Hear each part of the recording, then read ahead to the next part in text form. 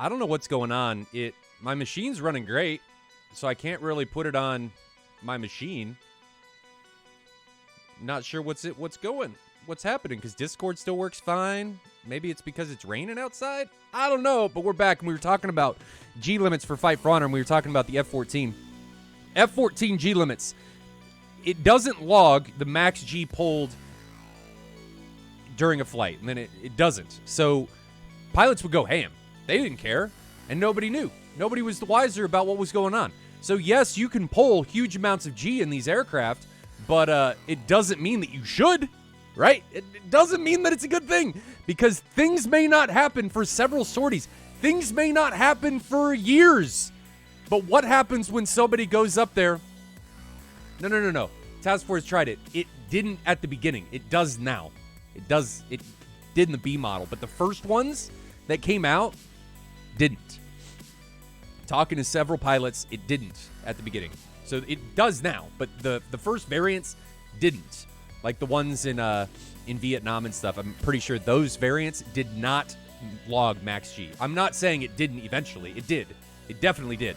But the first ones, like there's a story that keeps getting posted about pilots pulling 10 Gs in them. I get it. But if the thing's not logging max G, nobody knows except the pilots.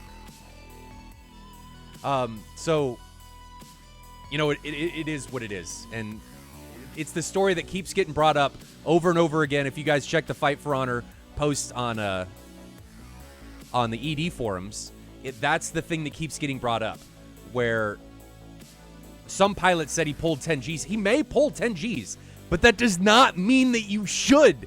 That does not mean that that is a good thing. Again, to the the Formula One thing, just because the thing can make 1,300 horsepower doesn't mean that you should. It's much better to run it at 700, 800 horsepower. However, I don't know how high they run. I'm just making up numbers. It's just running something balls to the wall all the time is a recipe for something catastrophic to happen.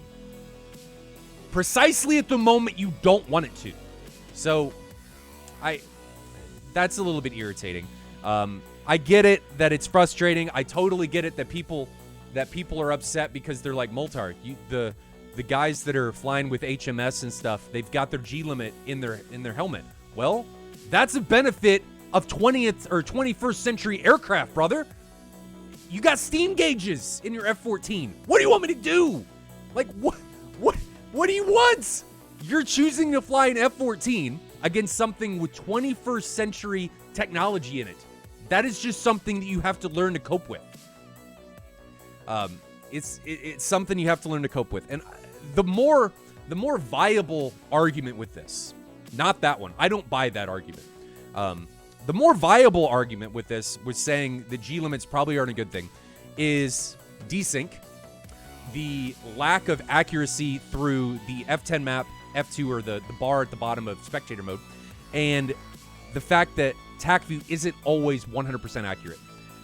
I can get behind that one, right? I am actually concerned about that one. So if people want to bring up justifiable arguments, I'm listening. I'm listening to everything you guys throw at them. It doesn't mean I'm not going to shoot them down.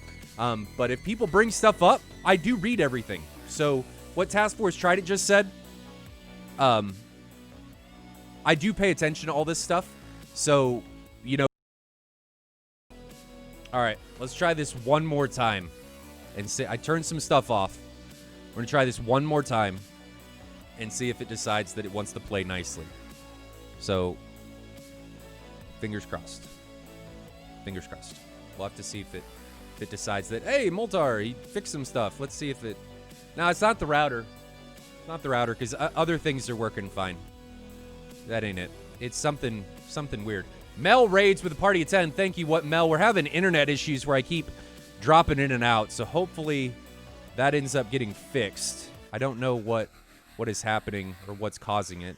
A while ago, it was torrent connections. I had too many connections, and it was causing my internet to freak the hell out. So hopefully that ends up getting fixed. But back to the Fight for Honor stuff. I'm totally open to listening to people with concerns, all of their concerns. I read them all. I listen to them all. It doesn't mean that I'm going to side with you. I may very well shoot him down. But the reason that Mover wanted these limits to put in the first place is because last year when he saw all this stuff, he was tired of everybody pulling a bajillion Gs, people racking on the paddle switch and all that stuff, and it became who was able to pull the most G instead of who had the best BFM tactics. And that was frustrating for him because he's done this in real life, and it was frustrating to see that that's not how things were shaping out. People thought they were doing things that way, but it wasn't. So that's why a lot of this and all of these things got put in place, was because we're trying to facilitate an environment that is actually centered around BFM tactics instead of just, I can pull the most G, bro!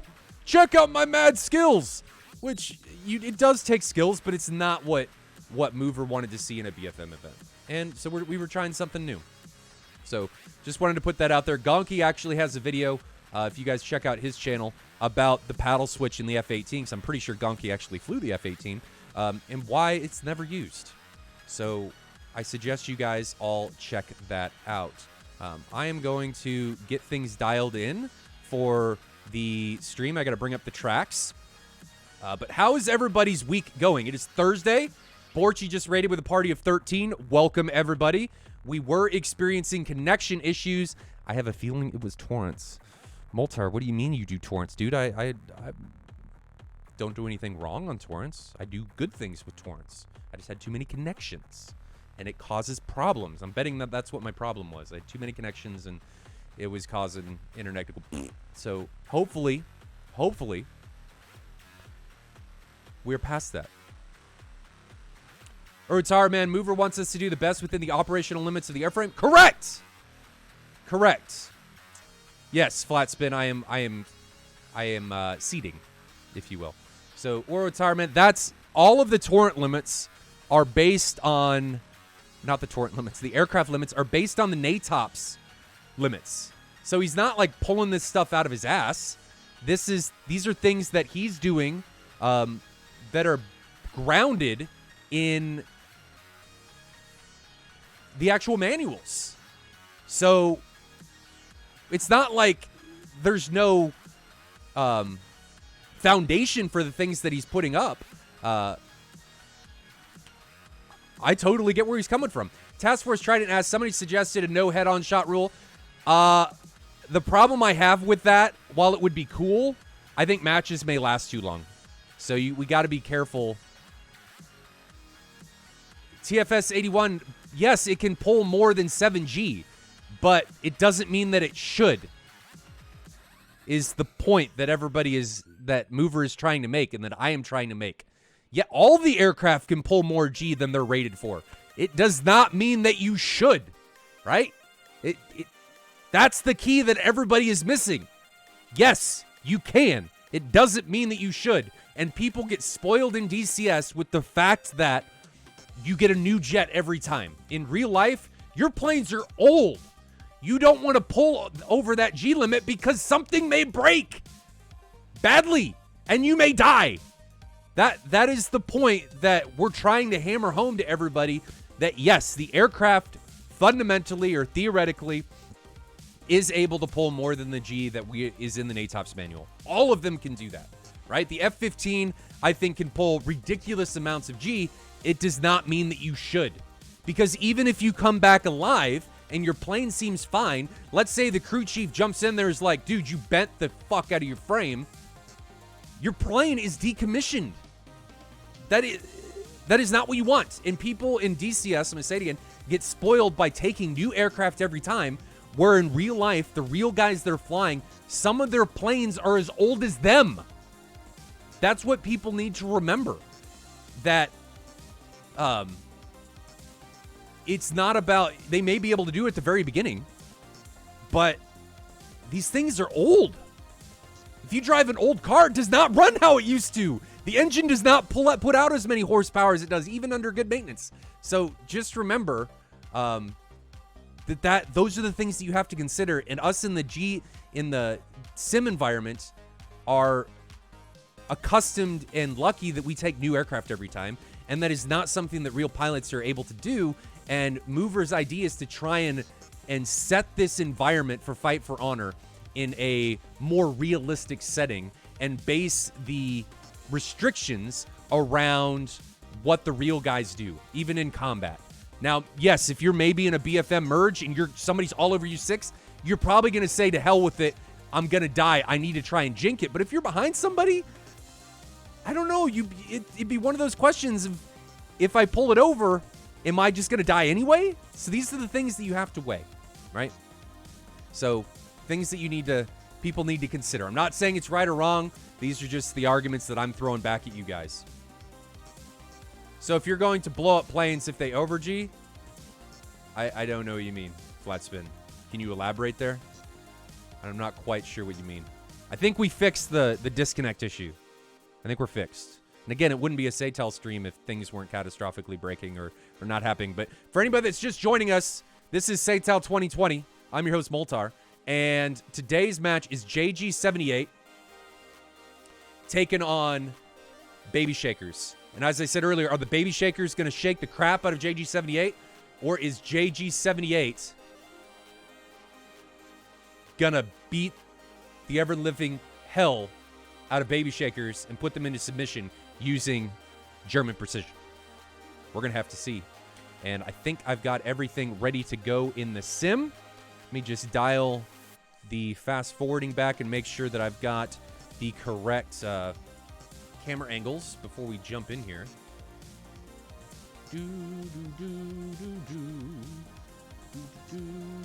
Something else I did while the stream was loading was I changed keyboards, because the keyboard that I was using, while it was an awesome keyboard, it wasn't sending solid inputs. It would like sporadically be like da da da da da da da when it was sending inputs. So when I would try and zoom in, it wouldn't work, and it was because of how the inputs, the signals were being sent to the main to my machine, which is just bizarre. Like, why is it doing that? I don't know. But I gotta fast forward this, make sure everything's linked up. Bring that down. Okay, so here we go, guys. We're gonna jump into the sim. This is JG78, and while these guys are taxiing, I'll look at chat and we'll talk more about the G limit that's coming in Fight for Honor, and we'll go from there. So let's jump into the sim, see how these guys are gonna get on. JG78 taking on Baby Shakers. Who's gonna come out on top in this Gold League matchup? Let's check it out.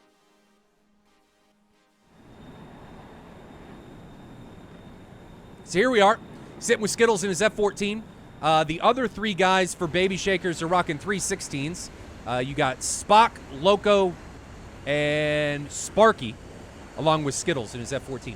So TFS81 says, I understand the reason behind G limit, and I'm for it, but 7G for the Tomcat. By the way, how can we make sure we don't over G?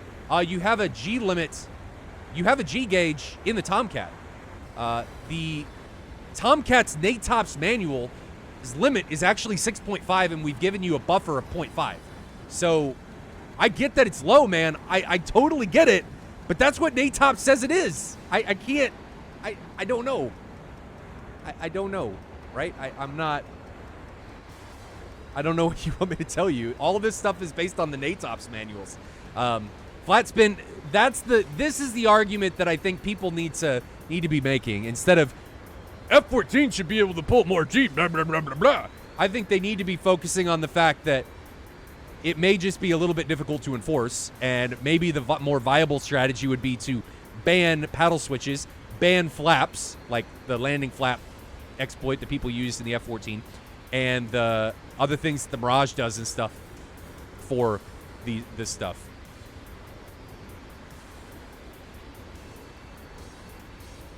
Roundabout the 7G limit, if it's a sustained 7G, I don't know. I don't have the answer to that question, honestly. I'm not sure. That's actually a good question. I don't know how the Nates is the NATOPS G limit, is that for sustained G or just G overall? I don't know. Good question. No, Flatspin, it's not a G issue with the landing flaps. People can exploit them, and they force them to come down when they actually should cause other problems, and allows them to turn tighter. And they don't rip off or anything. So That's what he's talking about.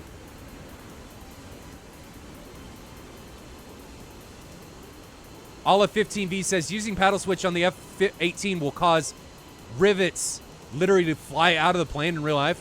Yeah, that's what I don't think people understand, is that just because we can do it in the sim does not mean it's a good idea to do overall, or that the guys do it in real life. So Samurai says 7G is not sustained. Is that so? The NATOPS limit is not that's not a sustained limit. That's just an overall limit. Is that what you're talking about? I don't know the answer to this question. Borchi, what's an emergency function? The paddle switch? I thought the paddle switch was like, if you're going to hit the ground and the plane's going to blow up anyway, you use it. That's what I thought it was for. I thought. But, dude, I'm not a real flyboy. I have no idea. I asked the real guys what all this stuff's about. So this is Baby Shakers. Again, 3 F-16s, Spock, Sparky, Loco, and an F-14 and Skittles. And it looks like they are spooling up and getting ready to depart. So let's crank up the volume. I'm going to disappear for a minute. Well, we'll talk over it.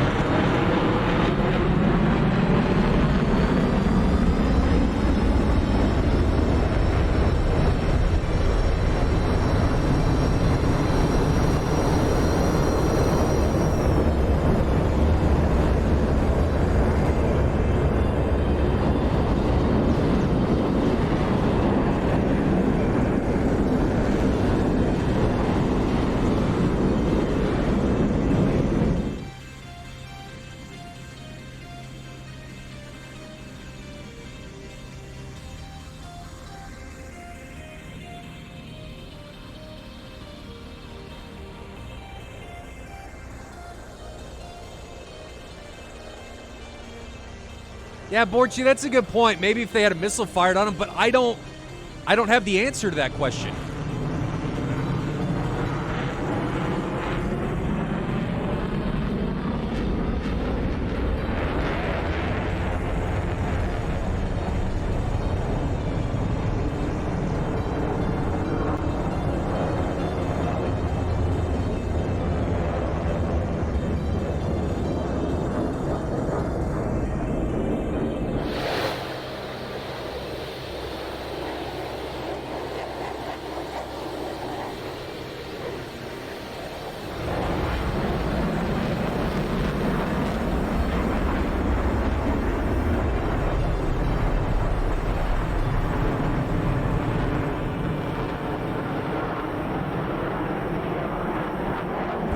Make ground crew beat up the pilot when he lands. Wouldn't that be something if that was a function in DCS?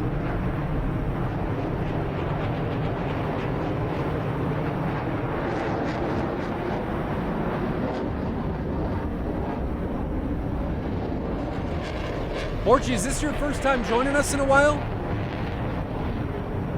Split screen's been a new addition. For anybody that is just joining us, there's also a function, we're going to keep it on here for a second, where you can do the live TAC view. So you can actually get in with the TAC view real-time telemetry and get the TAC view while the stream's running. So you guys can move the camera around and do all that jazz while we're rolling here.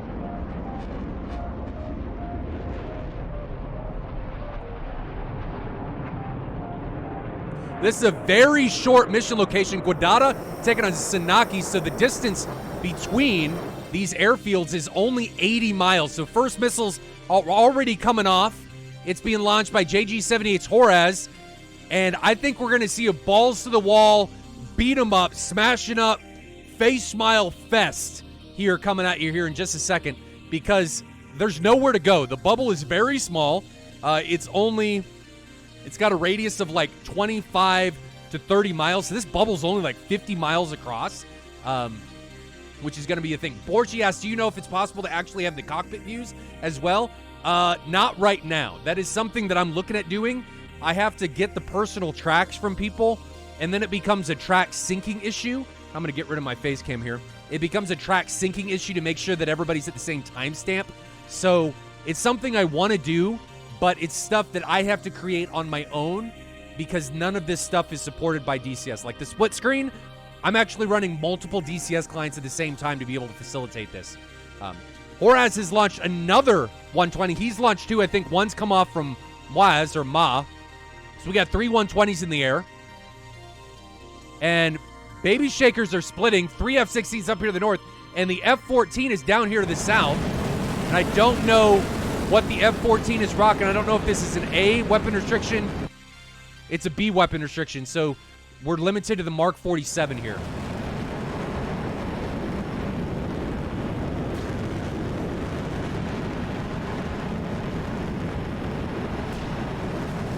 But F-14 is on the defensive. He's got a 120 coming into him. Let's go to split screen so you guys can see both of what's going on. So this is the aircraft that the missile Skittles is defending. Only 120 in the air, or just 2, sorry. Spock's still defending one. See if we can see the one that's on him. There it is. Just flies back behind his aircraft. So he's able to get away from that one without much of a problem. 3 more 120s being launched. 2 from Mao, 1 from Horaz, and JG78 needs to be really careful about how many missiles they're launching now because later, if this match goes too long, they're not going to have any left.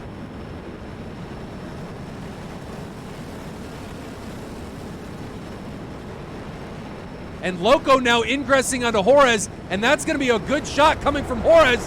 Where is that missile? That's going to be a great shot from Horaz. Where is it? Where is it? Where is it? There it is. There it is not. And it hits his aircraft. So Horaz just gets in a little too deep and gets taken down. And that was just a part of him tunnel visioning, I think, on somebody. And it becoming, you know, just too much.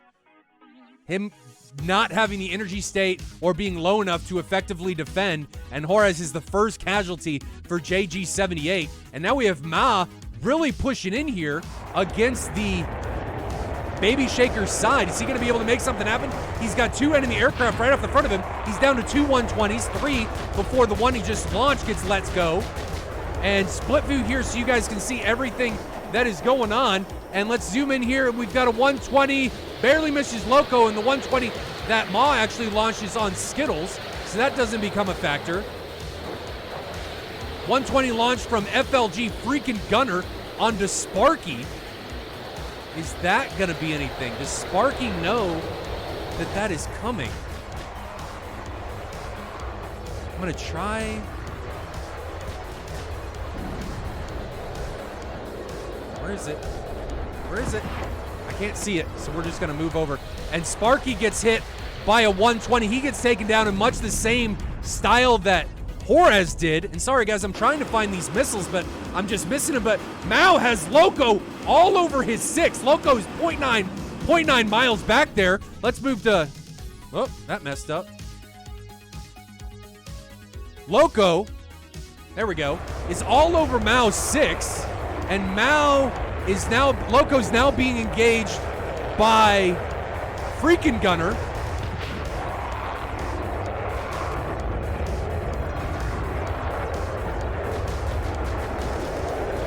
So Mao, is he going to be able to take down?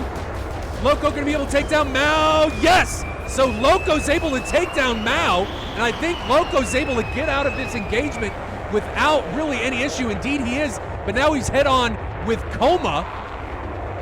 So let's move to Coma's point of view. Coma's got a Mark 47 coming on him from somewhere 1.1 mile behind him down there to the left. Is he going to have the juice to be able to run him down? I don't think so. So that he's able to defend that rather well. And Loco just flies through without a care in the world. He's able to get through here without so much of a problem at all. Now Skittles puts a Mark 47 onto somebody else. I don't see where that missile went, but it's coming in on Coma, and Coma needs to defend this. There it is, burning right in front of him. Coma doesn't defend and gets face-miled, loses his right wing, and wings are important for sustained flight, and he loses one and is now plummeting towards the ground. Telephone pole to the face, which is unfortunate. And now it is Freaking Gunner, the only one remaining against a 3-ship for Baby Shakers. So German precision is not prevailing in this engagement. And just as we flip to Freaking Gunner's screen, he eats a 120. And that is going to be it. That was a very, very, very, very fast round.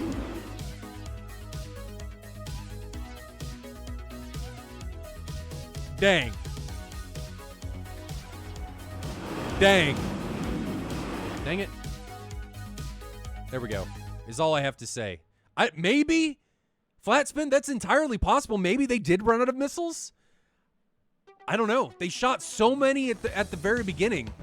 They just didn't seemingly have anything to shoot. But let's see what these guys have left. So Loco has 3. Skittles has a bunch. And then Spock has 2.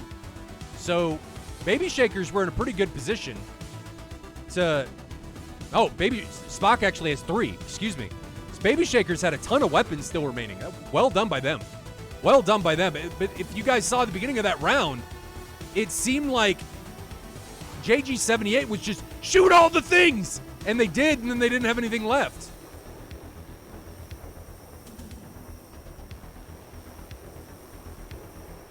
Lowest stick, hello. By the way, that's the F-14 went over 9G while going defensive at the start of the engagement. Yeah, but the G limits don't apply in SATAL, so it doesn't matter. And by no means, guys, are we saying that you can't go over a certain amount of G in DCS. Like, you definitely can. It's in real life, should you? And with Fight for Honor, it's trying to bring those realistic limitations that the pilots face into DCS. That's what all those are about. Borchi says, so the defensive team won. That's what it seemed like. You know? It seemed like the team that shot less ended up winning. And I'm really going to put that out there. Flatspin, I think, called it. I think they just ran out of missiles. I think that's what that came down to. Navy Doc says, Killer Cat got her mouse. Yes, she did at the end. She did get her mouse. So let me set up the TAC view. Let me grab it. That is not how you spell TAC view, Moltar. TAC view. Okay. Open.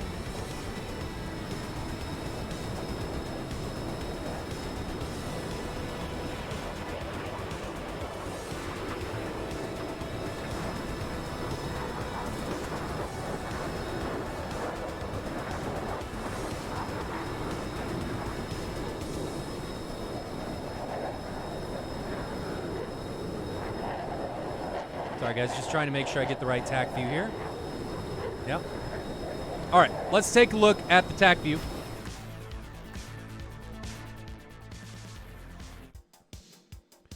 And see how this happened. Like, what happened here?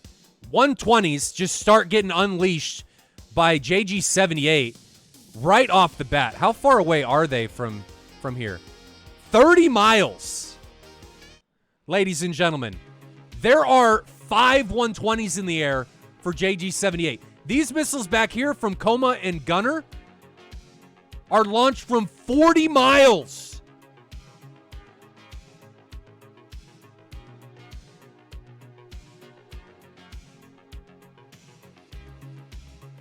They're already defensive. They're already notching. Well, not really notching, but in a defensive position. Don't do that. The first one, the close ones from 30 miles do decently well. They force them to come down. So I get these 120s. I get this, right? These 120s, I get it. I get this stuff. They're trying to force them down from 40,000 feet to a manageable altitude so they can impart the energy onto their weapon. I totally get this. These launches make sense. These launches Don't. Do not do that. Anyway, let's keep going. Look at all the things. 1, 2, 3, 4, 5, 6, 7, 8 missiles in the air.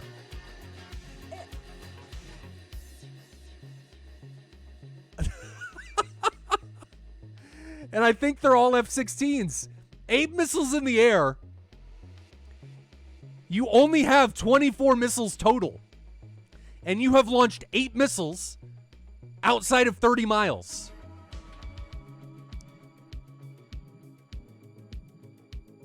Nine missiles. 10 missiles. This is almost half of their weapons. Of JG78's weapons right here. Almost half of them are in the air right now. In the first pass. Do not do this. Yes, they put them massively on the defensive, but these guys are not close enough to provide mutual support and really push in there aggressively. They're too far away. And to make matters worse, Juarez dies in the first pass. So not only if you launched half your missiles, you definitely have now because Juarez dies, you lose a guy. Save some missiles. Don't just pull the trigger because you can. Save some missiles. Baby Shakers took one shot and got one kill. This is the only 120 they launched. And they killed somebody. Look at all that. 13, 14, 15. Yeah, I think Flatspin was right. 16. I think they're out of missiles. I think they are totally out of missiles. And by the time Loco gets in here, I have no doubt that freaking Gunner sees him, and I'm going to change the camera angle here so you guys can see. I have no doubt that he sees him. He just has nothing to shoot at them. Well, there's one, but it doesn't track because he's flying through the notch, and he doesn't support it either. They don't have anything to shoot, which is unfortunate. And it just allows Baby Shakers to pick them apart. This would have been the time to just shoot all the things. Force everybody to constantly be on the defensive, to constantly have to defend so you can close the distance and get a higher PK shot. But they don't have the munitions left to fire and to fly in that style. Freaking Gunner seems to have some, but he's in a position now where he's the only one left, so it doesn't really matter. And Baby Shakers have all the things left. That's unfortunate. I'm going to put that one to nerves. We're going to chalk that one up to nerves. Now, do I know if that's what happened? No. But that's where I'm going to send that one. I'm going to put that one at and say that was nerves getting the better of JG78 there in their precision game plan. That's what I'm calling.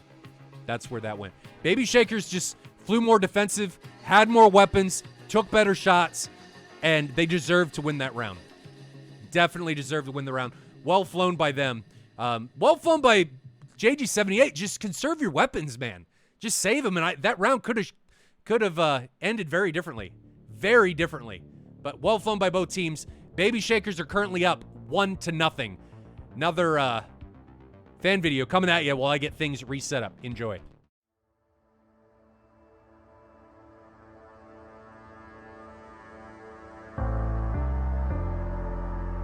The night back in the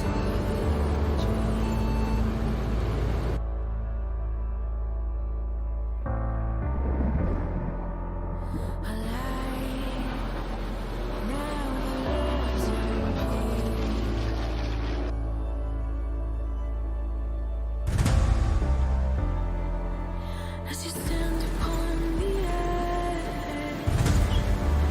woven by a single thread.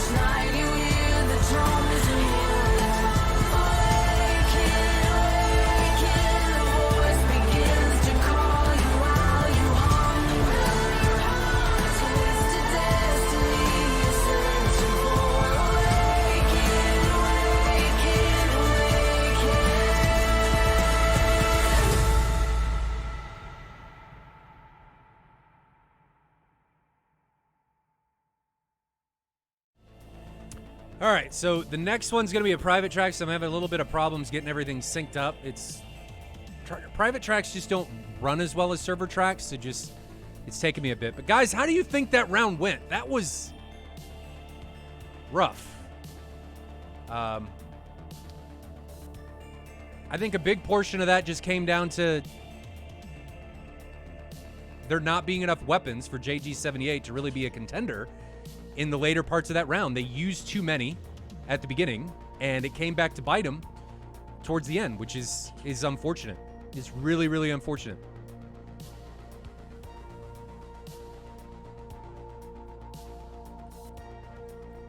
Just fast forwarding again because the track decided it wanted to take a dump. Last time I guess I was fast forwarding too fast, but I think we're okay now. So we're gonna give it some time. What was I gonna talk about? Oh, so let's go back to Fight for Honor. We talked about the G limit already. I think the other things to talk about are the prizes. So first place gets control point, virtual interface device for VR, which is awesome. It allows your hands to interact with virtual controls. They get modules from DCS, or a module from DCS. TacView Advanced License, a Blackhawk B Explorer button box, which is awesome. I have one behind me. I haven't talked about it very much because I'm still flying with it to really get a good opinion about it, if you will. So I haven't really talked about it a whole lot, but that's really cool. And then we just learned a few days ago that the winner is going to be able to fight Falco, the Alpha Series dogfight AI that flew against the Air Force a little bit ago. So that will be coming as well. First place gets all that. Second place, I think, gets modules and TacView Advanced licenses, and maybe something else. I don't remember. And then third place, I think it's something. But first place also gets Fox mounts. That's right. That's right. So why are you not pausing? Don't do this again. You stupid. There we go. Okay. So do we miss anybody departing? No, not yet. Okay, so I'm gonna slow these tracks down. And they don't want to slow down. Why do you not want to slow down? Huh. That's bizarre. Slow this down. Left Alt Z. Oh, it's because that's why they don't. Because of it's in the sim, but it should slow down now. Let's see. There we go. Because I can't use those controls because it's a private track. Okay. So we should be good to go now. So we're going to unpause this and unpause this one.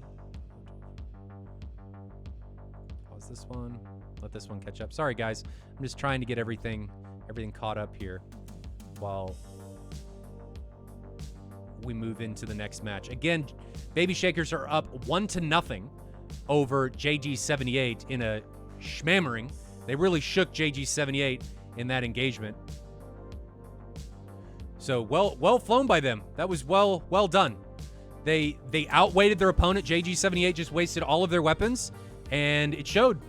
It really showed, because JG78 had no weapons remaining to be able to engage him, and that is a problem. If you can't shoot back at your opponent, bad things might happen. Lots of bad things might happen. Let's jump into the sim, see how these guys are going to get on. All right? All right. Big face. Get rid of that. So here we are in the sim. We're going to watch JG78 depart here at Guadalajara. 4 F-16s, all loaded with nothing right now. Why do they not have anything on? Do they rearm on the runway?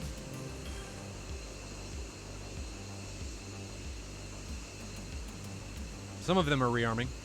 I can see Ma's aircraft rocking. So he's got missiles on his plane now. I guess JG78 doesn't rearm until they get on the runway. That's kind of cool. Kind of like that. Flatspin, I don't know. Is it not paying off? I see people with more points. I don't know. Jaster's usually the one that runs the bot, so I'm not entirely sure. Mods, can you look at that? See if Streambot's being sticky with the points?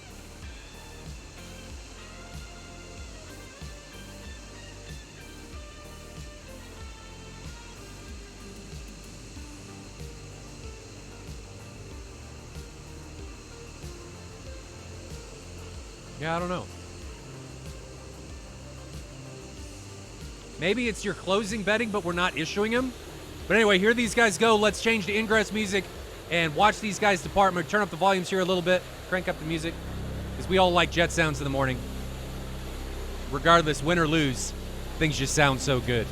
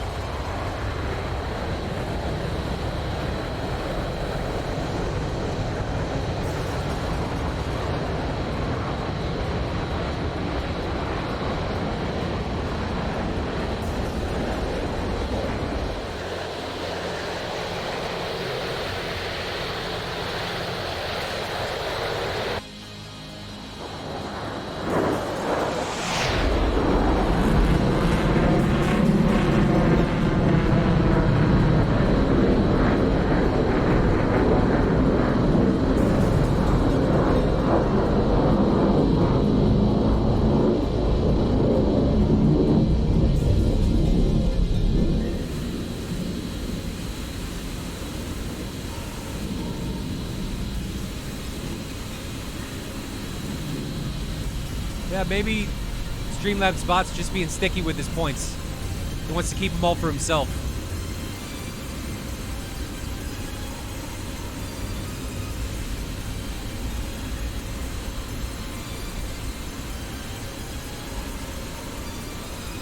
JG78 looks like they're taking the approach of waiting to get the spread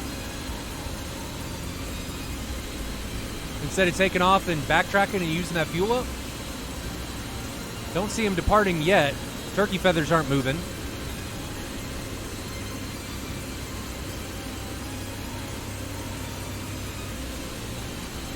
But while we're waiting, something that I want to talk about is, does anybody have any suggestions for a good way to organize a squadron livery pack for all squadrons that are competing in DCS?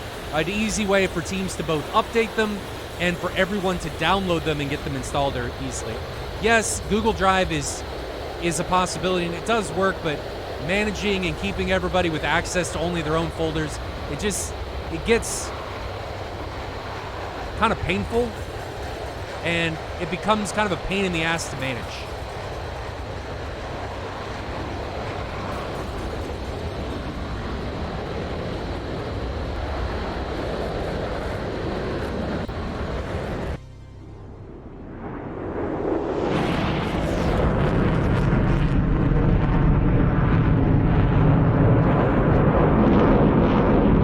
Flat spin, that would be hugely helpful, brother.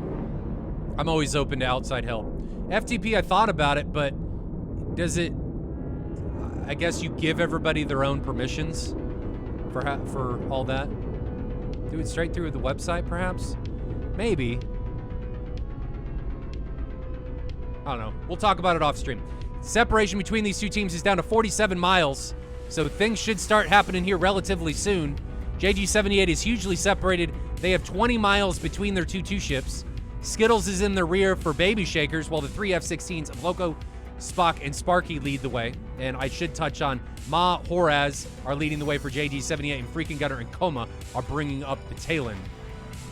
Separation between the two teams is now down to 40 miles. I would imagine the first Phoenix is going to be coming off the rails here relatively soon.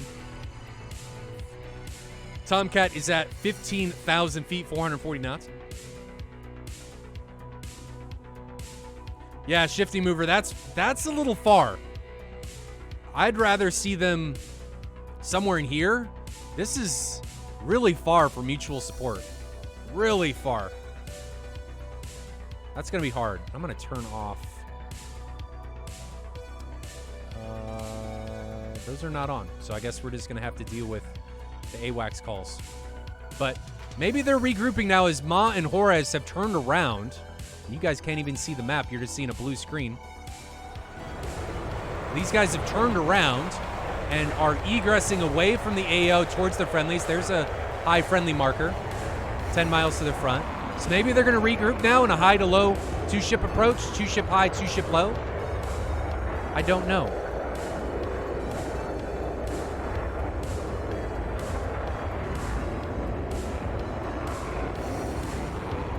Baby Shakers, again, are taking a very defensive approach. 3 F-16s are leading now in just a right-hand turn. F-14's behind him. F-14's now at 35,000 feet.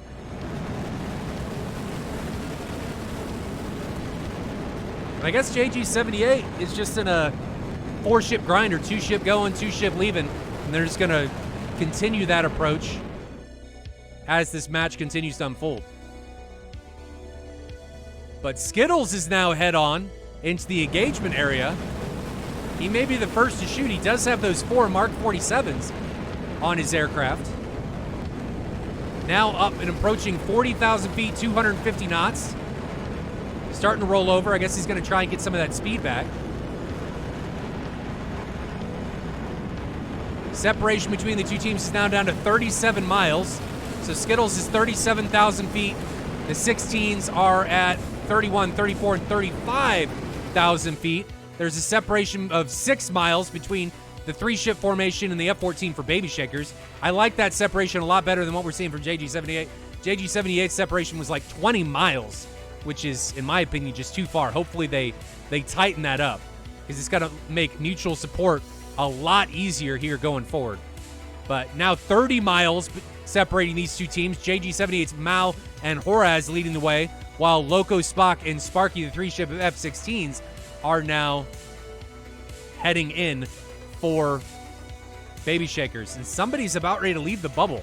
So these guys are encountering the edge of the bubble right here, which is rough. So the edge of the bubble is right here, and that's why we're getting these notifications through them. So luckily nobody blew up. They recognized that, and they got turned around. This is a very small bubble area, about 50 miles across. So they did choose it. This wasn't randomly selected. Both teams did choose this location. So I can only put it down to this is what the teams wanted, because there are varying bubble sizes, mission locations, and there is a mission banning process that is used in order to select the mission that will be flown.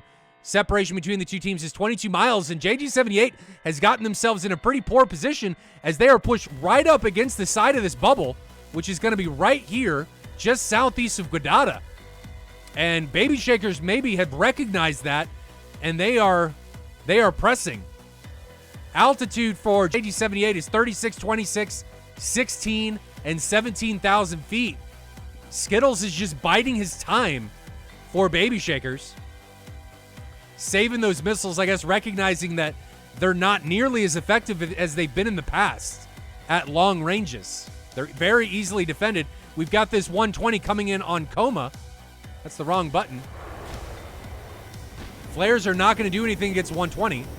There's the 120B 3 miles behind him. I don't anticipate that causing any problems. He's already turned cold, and indeed it's trying to stay with him. And it's stay with him. Sorry, it's right here, and it's not going to pose any type of issues for his sides. We've got the 2-ship of Como and Mao still on the north for JG78, and then Freaking Gunner and Horaz to the slight south. And I like that they've tightened up their positionings. They're not 20 miles separated any longer, which I like. But they've got to be really careful about exiting this bubble, because, again, we're getting the alerts that they are about ready to leave it, and that's Freaking Gunner and Coma. So they need to turn, and they need to start pressing against Baby Shakers.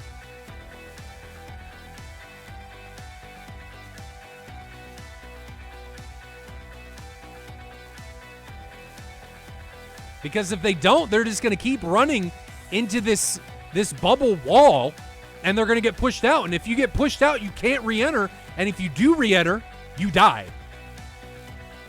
So Loco now putting the 120 out. There it goes, climbing. Up, and away. Who is that on?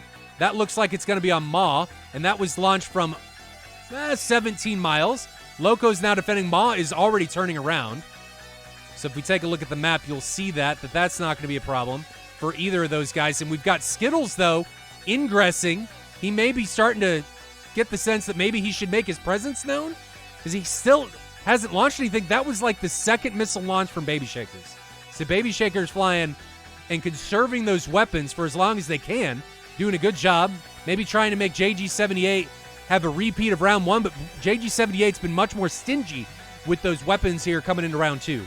which I like. 120 getting launched from Sparky. Not sure who that's on yet. It's probably going to be on Coma or Freaking Gunner.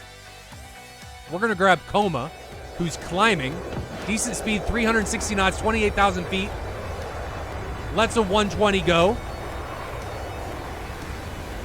And that 120 is not tracking the one from Spock. That's not tracking anybody. Coma is cranking and diving, trying to maintain lock onto Spock. Looks like he's doing a decent job of that. He breaks his lock as he gets the missile warning from this incoming threat. But that missile was already Pitbull coming in on Spock. So that job is done. Do we see that missile? There it is. 3 miles behind Spock. Spock is very fast, 500 knots, diving through 21,000 feet. He's going to outrun that missile, no problem. So nothing really happening right now, ladies and gentlemen. There's nothing. Nobody's getting themselves into really bad positions with the exception of these JG78 guys who are constantly on the bubble edge. And Baby Shakers, I got to commend them, are doing a very good job of keeping them in that position. I'd maybe like to see Baby Shakers be a bit more aggressive in this position.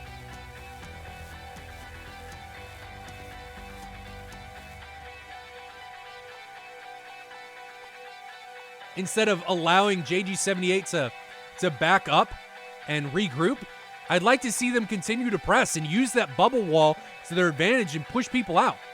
Skittles finally puts a Mark 47 out. There it goes. Let's ride along with it. Let me see if I can grab it. So we haven't had any Phoenix telephone pole shenanigans yet today, or at least been able to ride along with them. And here it is. So we're going to go to split view, and we're going to go to the map on split view on the right side. So we're riding along with the Mark 47 launched from Skittles. That looks like it's on Coma. And Coma, this could be trouble. There it is, 4 miles away, 3 miles away, 2 miles away. Problem, face mile inbound, telephone pole to the face, baby. And looks like the tracks are a little bit desynced as we see it impact. And that is unfortunate. He just got caught with the banana out and his pants down, and that is rough. That is just too bad, so sad. They're able to take somebody down, and Skittles does a very good job of catching somebody in a bad position. Well done by Skittles. Now we've got Spock ingressing here on the left. Inverted, launches a 120 against somebody 10 miles out from a pretty good position, over 25,000 feet. Is that going to pose a threat? That's coming with some juice onto Freaking Gunner. Are we going to see it hit? No, because that's the end of the track.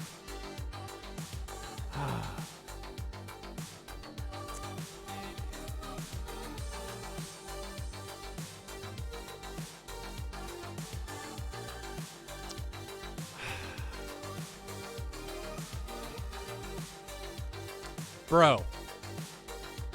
JG78. No, it wasn't a server crash. These are all done through tracks. And what happened was, I don't watch these tracks to the end, so I just want you guys to be aware. I don't watch these tracks for the specific reason that I don't want to know what happens. But what happened here is JG78 uploaded a track, a personal track, because something happened with the server. What ends up happening is if you hit the restart button in the server browser, not in the server browser, but in the server manager, it restarts the mission, but it does not restart the track. So when round 1 ends, it doesn't write the track for round 2, and it breaks. So they gave me a personal track. Well, they gave me a personal track for somebody that left the server early.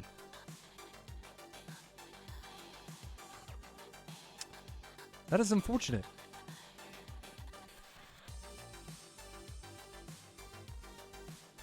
That is unfortunate. But let's see if I've got the tac view.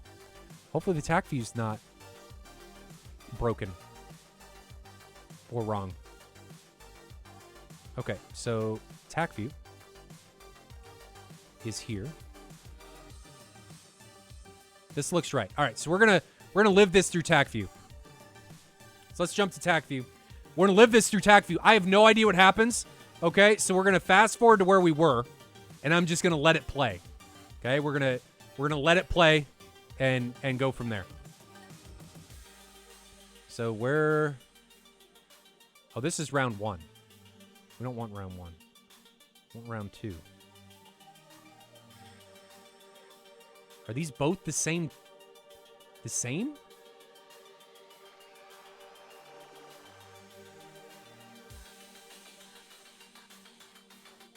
JG78. Guys, you sent me 2 of the same track.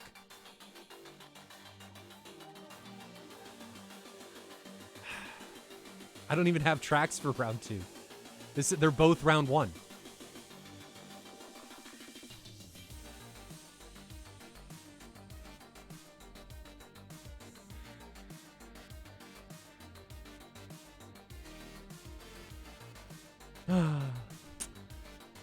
No, this is round 2 because Baby Shakers are up top and JG78. Look at all the missiles that came off.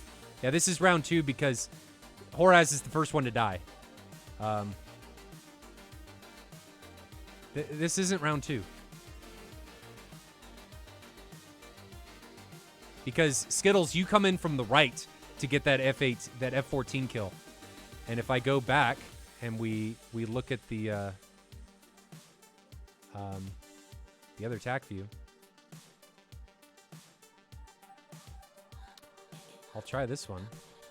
But I'm pretty sure this is the same thing. So if we grab this and then we fast forward here. Yeah, JG78, there's all the missiles. And Horaz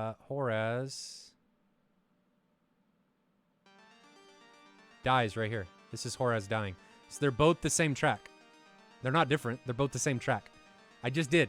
They're both the same. There's only 2 tracks in the folder. They're both the same, which is unfortunate.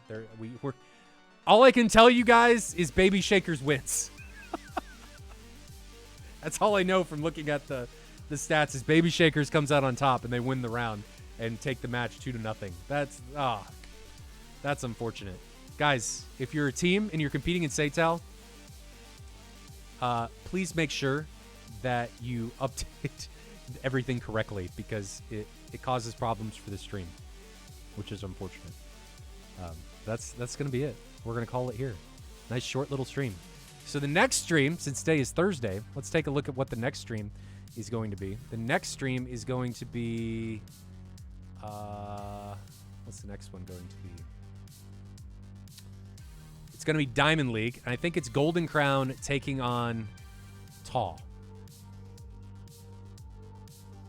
Oh, Diet, you're from Baby Shakers? Do you have a personal track that you can send me? Send me the personal track. This match took place, I don't know when you guys flew it. Oh, you're loco.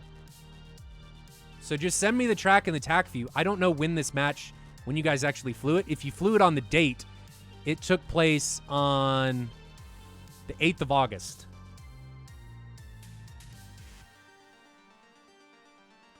Can you send me that? Just send it to me in Discord.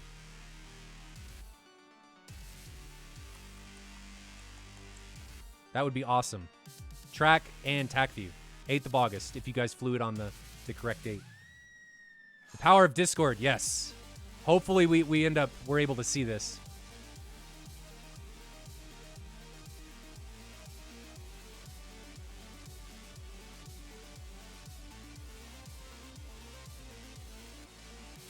So hopefully he sends me a message. I don't have anything yet from him.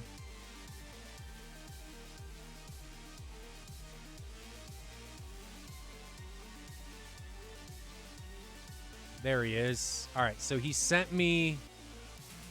I got the track.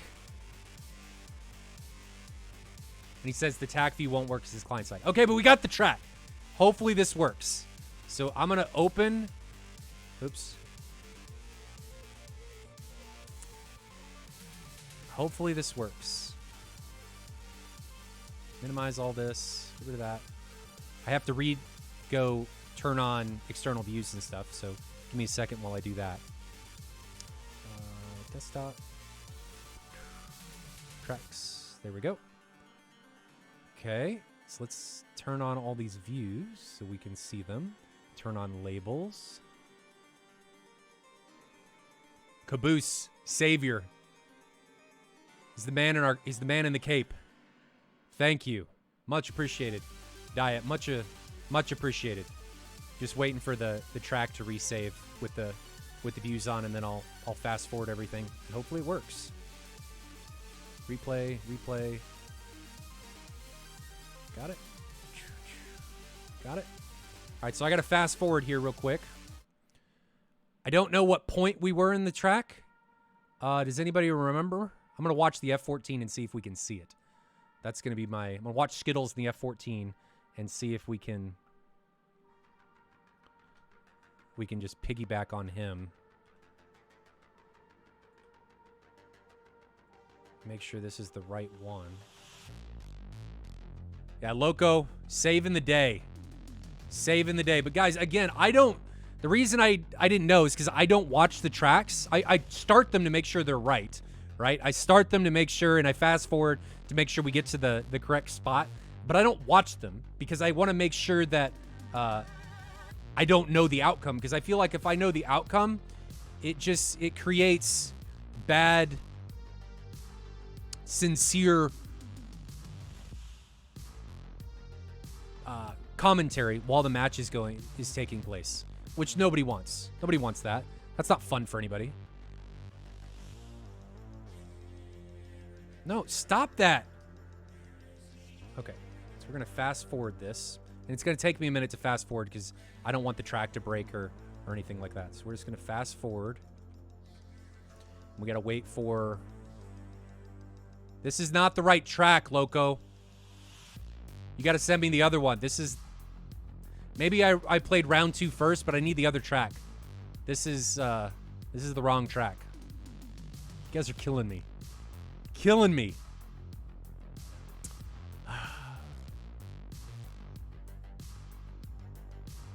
Wrong track. This is the round where JG78 shoots everything. I need the other one. There should be 2. Yeah, Skittles should be red and departing from Sanaki. And he's not in this one. He's coming out of Guadada. So that is not right. Okay, he just sent me round 1, so we're gonna save it. So I guess we watched round 2 first, which doesn't matter. Let me delete that one. Move that. Cancel. Mission editor. So I gotta redo this one now, which doesn't take too long.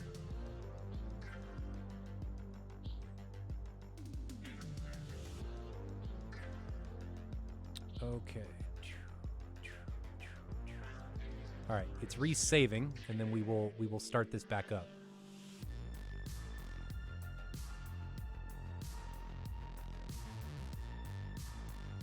Yeah, I think missile spam was round 2. But I just played them in the order of how the tracks were edited by most recent. So I thought it was round 1. But in all actuality, it really doesn't matter because round order doesn't matter, really.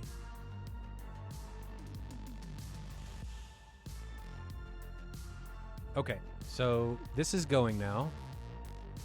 So let's fast forward. There we go. Play. Okay, so these are going. Don't want that. Don't want that. Okay. Sat view. Get rid of this. Just getting rid of stuff, guys. Trying to make it so this is... Okay, this is... Skittles is down at Sanaki. This is the right one. This is the right one. Can we rename the tracks so we know which round is which? Yeah, you guys can rename the tracks. I'd prefer it if you did. Some people just don't, which is fine. It's up to you guys. We're almost there, ladies and gentlemen. These guys are getting ready to take off. Hopefully, this is the full round. Skittles, I'm going to watch Skittles, and we're going to relive the Mark 47 kill. So we'll be right at the right spot. Hopefully. Hopefully. Getting close. These guys are departing now. I'm not going to send you guys to look at the stream because I don't want to stress out everything and cause anything to break. Okay.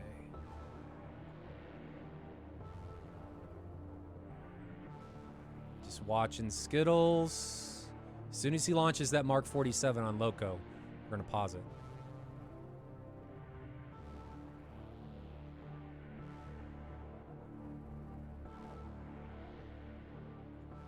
Not yet. I think it's next pass. Is it this one? I think it's this one. There it is. Okay. So 38-48. So let's slow this down now. We got it, guys. We're back in business. Loco saving the day. I just got to sync everything up. We're about 4 seconds behind on this one. Okay, so we are ready, and I'm gonna grab the missile views,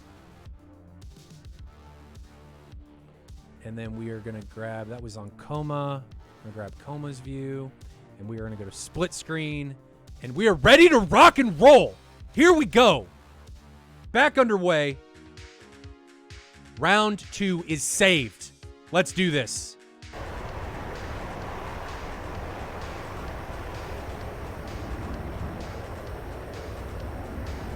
Except I can't interact with anything. Why can't I interact with anything? My mouse doesn't... There it goes.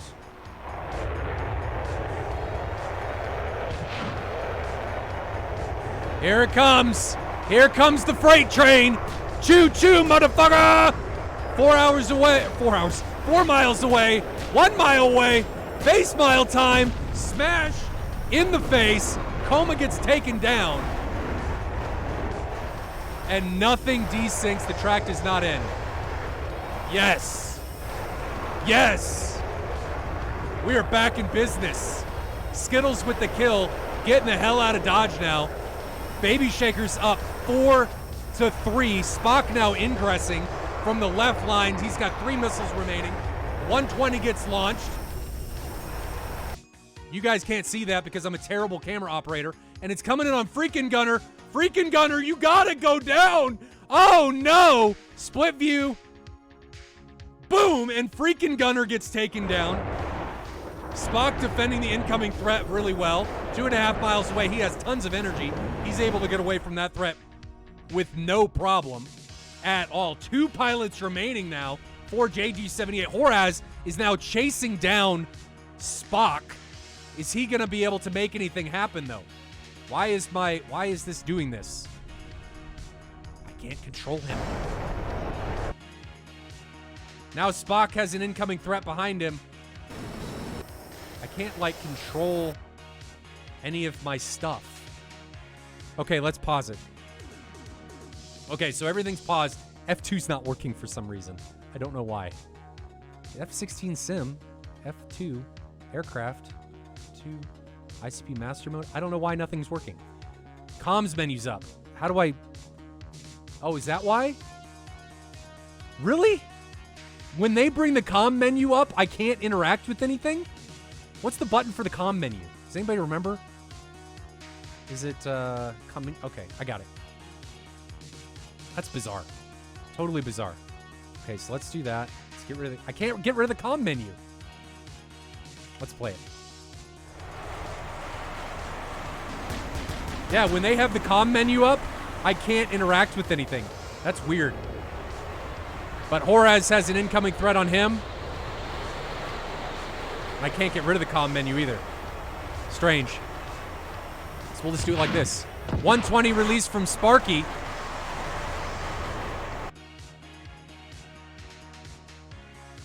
And Sparky's got incoming threats. Is he going to be able to get away from those? No, he gets taken down. So Baby Shakers with their first casualty. And Loco is all over the 6.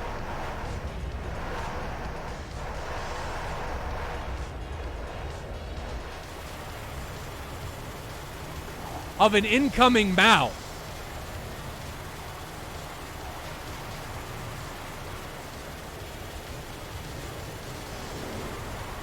split view for this time, so we can see this incoming.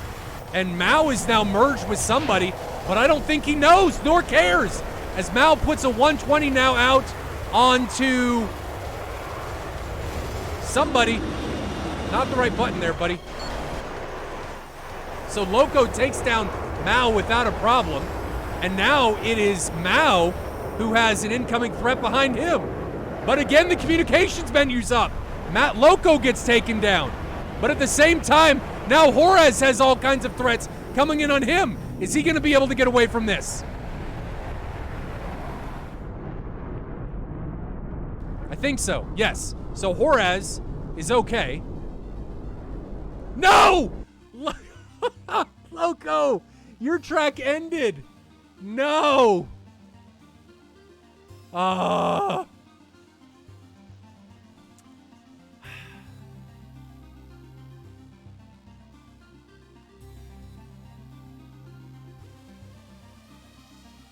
So close. I'm going to go out on a limb and say Juarez just gets taken to school. 3v1, he's running. Nothing's going to happen there. He's going to get canned. Okay. Does this TAC view have the correct data? No, that is not the right one.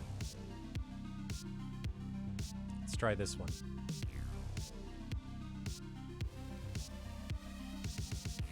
This one should be it.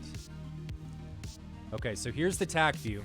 So we're going to jump to the TAC view and relive it from there.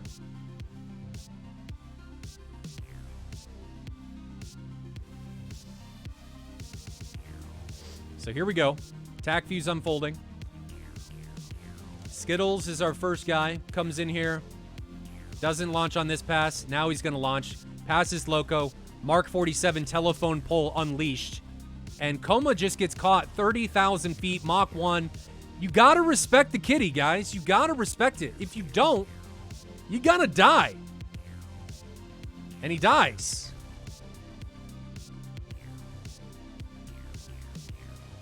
You don't see TAC view. I can see TAC view.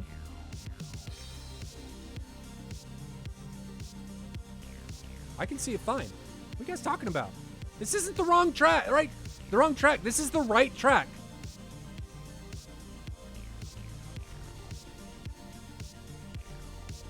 He is red.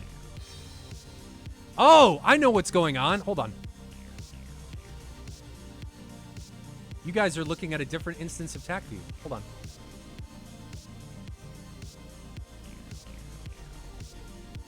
I'm like, what is happening? He is red. What are you talking about? There. Okay, there were like 3 instances of TAC views up. Skittles, this broadcast has been rough, but we're making it happen. It's happening, okay? You guys are bearing with me. We're going through it. It's happening. Things are good. So Skittles unloads this telephone pole. Bam, takes down Coma. He gets caught with his pants down, flying too high. Then freaking Gunner does the same thing, 30,000 feet, Mach 1.3. Doesn't respect this 120 that's launched on him from under 10 miles. You got to respect these guys. If you don't, you're going to die, and he just doesn't. He gets the pitbull warning well earlier than this, and he just gets smashed. And Spock, meanwhile, defends early and is able to get away from it with no issues whatsoever. Juarez now is running down Loco. Turns in on, launches on Sparky. Sparky gets demolished. That was a good shot. I like that shot from Juarez. He's lower, recognizes Sparky, probably has him locked right about here. Turns in a little bit. Beep. There goes a couple 120s. They find Sparky. Sparky gets taken down. I like that shot. He's already defending. He's already fast. Nice little off-axis shot. Did really well there. And then Sparky, or Juarez, does good at recommitting and turning in on Loco. I would have liked to see him find Loco here instead of just flying by him, which is unfortunate because it allows Loco to be able to take down Ma. That's unfortunate. That's rough. I think he should have seen him here. Co-altitude, turns right in front of him. Should have seen him, doesn't. But he turns around and Loco gets the comeuppance he's deserving of. for taking down Juarez's teammate, and he gets splattered all over the ground. But now it's a 2v1. Juarez is the last remaining. He's on the defensive, and you're not going to outrun a Tomcat in this situation. There goes the Mark 47, and Juarez just turns right into it. So that's the only thing we missed, was that Mark 47 coming in and pulverizing Juarez as he recommits into the incoming Phoenix. So well done by both teams. Much better showing by JG78 there than it was in what we'll call round 1, but in actuality it was round 2. So much better showing from them. Just unfortunate. A couple of high casualties of getting caught out without recognizing the incoming threats and without defending early. So that was a little rough, but that brings us to the end of this bizarre shenanigan of a broadcast. I really appreciate all of you guys for staying with us. Again, Saturday is going to be TAW taking on Golden Crown, which is a return to Diamond League, which is always nice. Always nice to be going back to Diamond League. Not better or worse, just different. 6 pilots, the matches unfold a little bit different. It's just a nice change of pace. So that's going to be coming on Saturday, 1500 Zulu. Again, TAW taking on Golden Crown. And then we will be back, I think, with Gold League on Tuesday, but Diamond League on Saturday. So be watching for that. But that's all I got, ladies and gentlemen. We may have a kind of, what am I going to say, talk show or podcast-style broadcast on Sunday night, so be watching for that. That'll probably take place at 1 o'clock a.m. Zulu, so it's unfortunate timing for Europe, but, you know, it's convenient for me to do that at night on Sunday. It is what it is, but if you got time, tune in for that. That should be, hopefully, Sunday if things work out. If they don't, it'll be happening next Sunday. We just got to get some things finalized to make sure that they happen. But we're talking about news, shenanigans, things going on inside the DCS community, maybe some other flight sim related stuff. We'll be going over TAC views. We'll do a full TAC view debrief for all the matches that Sunday. So we'll go back over things, maybe in more depth. I won't be driving, so I'll just be commentating, and we'll be going back through everything. So that's happening. If you guys haven't already, also be sure to sign up for Fights for Honor. It's a 1v1 BFM competition. All for charity at the benefit of Folds for Honor. All 100% of the funds are going to Folds for Honor. So if you guys haven't done that, check out that. You can type !FFH to get the links that you need to sign up. It'll take you to the ED forum page, which will have direct links to the signups. But that's all I got, ladies and gentlemen. Thank you for sticking with me through this bear of a stream. Hopefully Saturday will be a bit better. I'm glad we got the disconnecting under control. I'm glad we were able to figure out what happened thanks to Loco at the end of round 1. What we'll call round 2, but it was actually round 1. So until next time, ladies and gentlemen, stay safe in those virtual skies. I'll see you guys again on Saturday, 1500 Zulu, for TAW taking on Golden Crown. See you guys next time.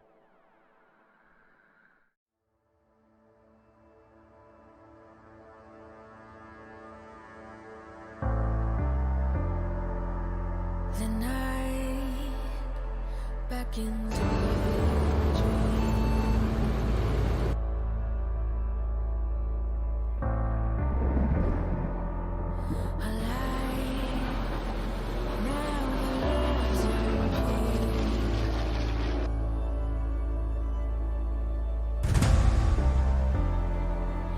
as you stand upon the edge, woven by a single thread, and fate may fall down upon you, while the devil is knocking right at your door.